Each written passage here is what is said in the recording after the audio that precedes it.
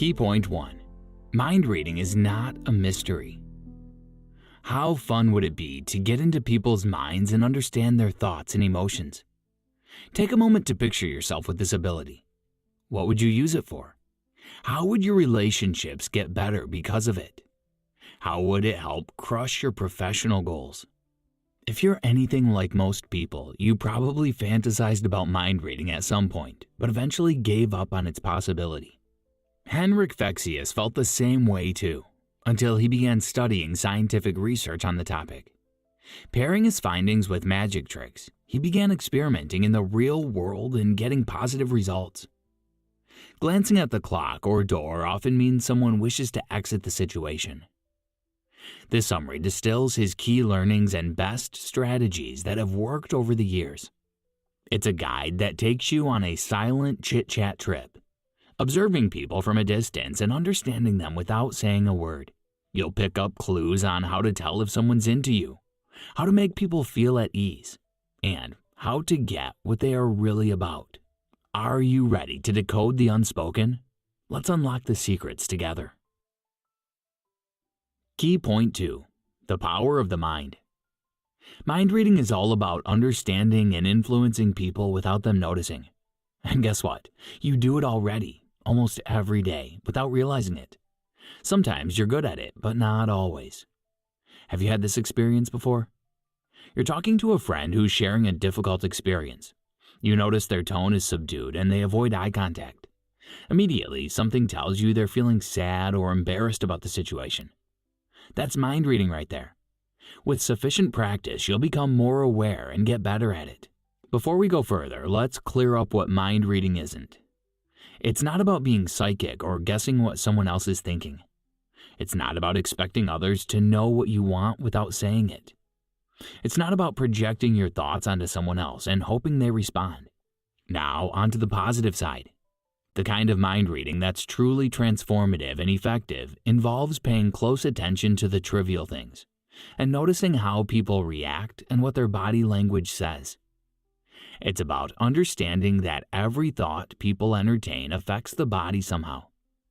That is, you'll see it in their body posture and eye movements and hear it in their tone. This idea goes back to a guy named Descartes, who got it all wrong when he said our minds and bodies are separate. Thanks to people like Portuguese neuroscientist Antonio Damasio, modern science has shown that's not the case. Human thoughts and physical reactions are all part of the same package. Monitor eye contact to gauge confidence, attraction, or possible deceit. So, why bother with all this? It's simple. Understanding others better can help you connect with them, improve your relationships, and even make you more effective in your daily life. You don't need to manipulate or control others. Reading minds is about empathy and communication. Now that you've understood that the mind and body are connected, it's time to pay more attention to this link when relating to someone. To get the person you're talking to into the emotional state you're asking for, you have to exemplify it and show what you mean. Henrik Fexeus. Key point 3. Start by establishing rapport.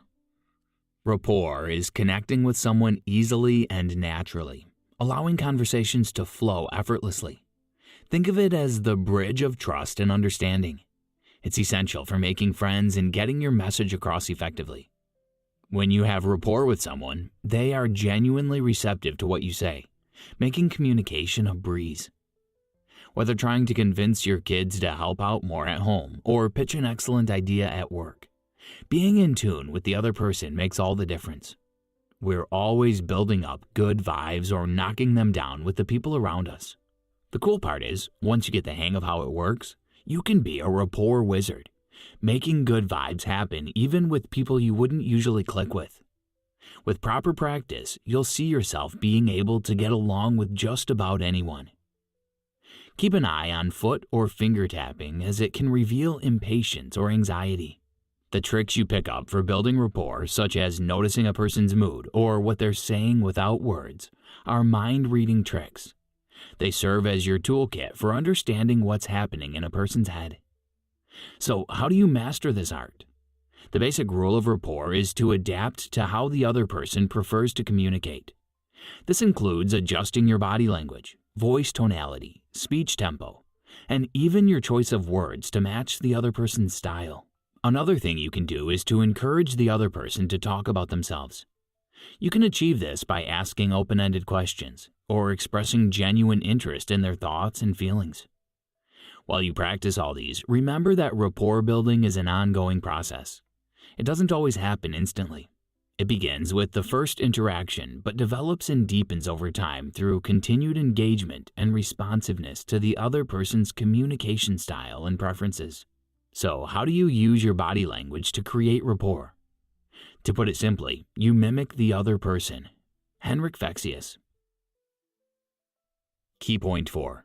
Your senses shape your perception.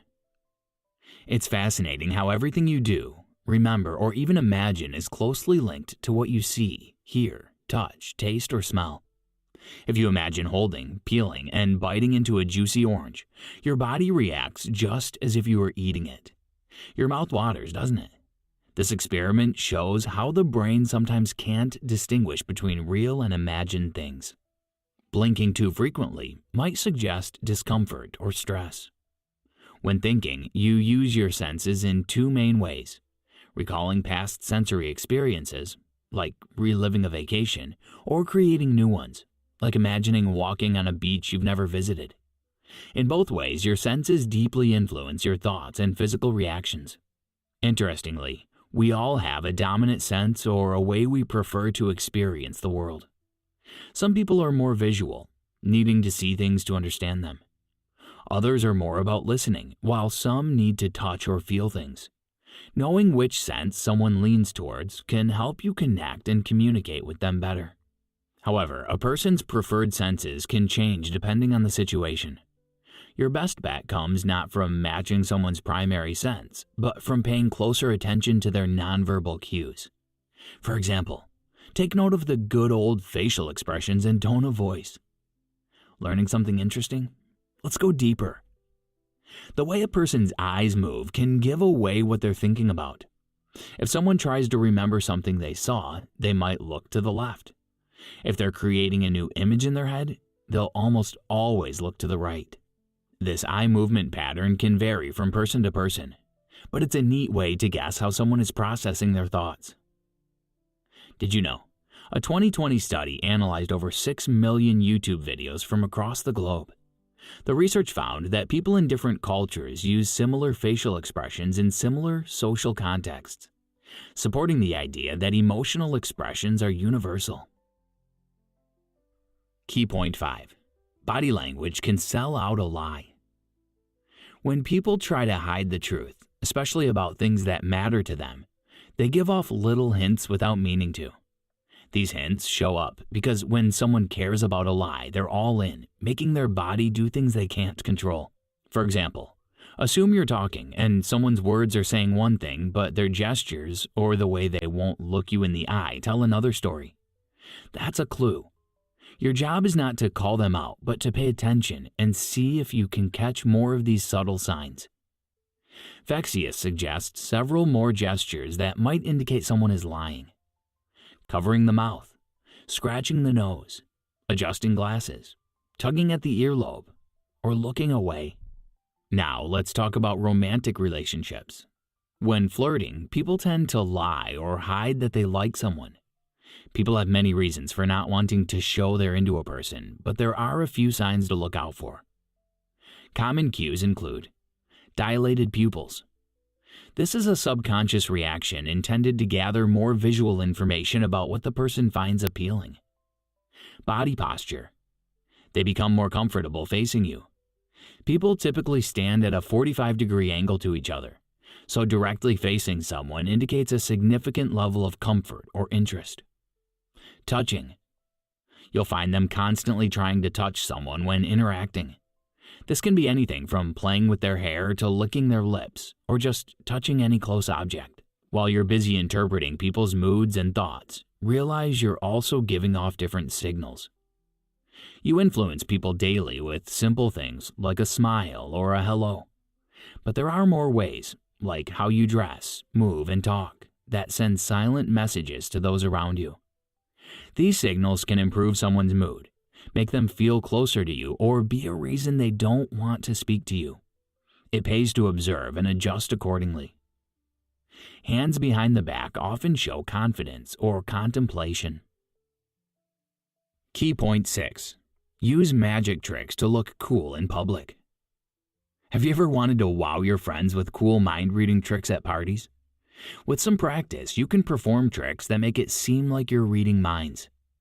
These tricks use the same principles you've learned about understanding and influencing people, but with a twist that makes them seem more like magic. While the tricks might look simple, they require practice, so be encouraged if you don't get them right on your first try. One fundamental trick involves giving someone options for things to think about, and you guess it by watching their eye movements. Provide options for an image, a sound, and a feeling. Then use this to interpret. Visual thoughts. If the person looks up to their left or right, that's a sign that they have a visual thought. Looking up to the right can indicate constructing a visual image, imagining something that isn't a recollection, while looking up to the left may indicate recalling a visual memory, remembering a scene image. Auditory thoughts. Eye movements to the middle, left, or right indicate auditory thinking.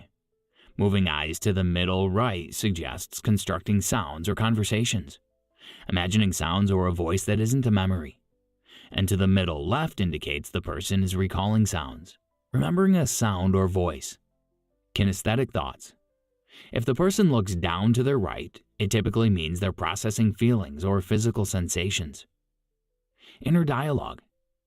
Looking down to the left indicates internal dialogue or self-talk. Look for hand-to-neck gestures, as these can suggest discomfort or insecurity. Another fun trick is to guess which hand someone has hidden something in. Ask the participant to hide an object in one of their hands while keeping both hands behind their back. Then instruct them to press the hand with the object against their temple, ensuring you're not watching during this process. Once they signal they're ready and have lowered their hand, face them. Pretend to engage in mind reading, but actually, you're observing their hands for a subtle clue. The hand that was pressed against the temple will appear slightly paler due to restricted blood flow. This difference reveals which hand holds the object. Wait for the color to normalize before revealing your guess. Conclusion. Mind reading is not a mythical process, but rather a skill rooted in keen observation and understanding of human behavior. Perceiving unconscious cues in body language, facial expressions, and vocal tones helps you understand unspoken communications. You might be concerned about a future where everyone can read minds. While constant analysis of each other could lead to an odd social dynamic, the underlying goal is to bring about a positive change in how we pay attention to each other instead of being self-absorbed. Mastering these techniques could lead to smoother interactions, fewer conflicts, and a more enjoyable life. Try this. Observe how people with rapport mirror their body language. Try to identify healthy relationships based on these cues. Practice the image, sound, and emotion magic tricks on your friends. See how good you get at guessing right.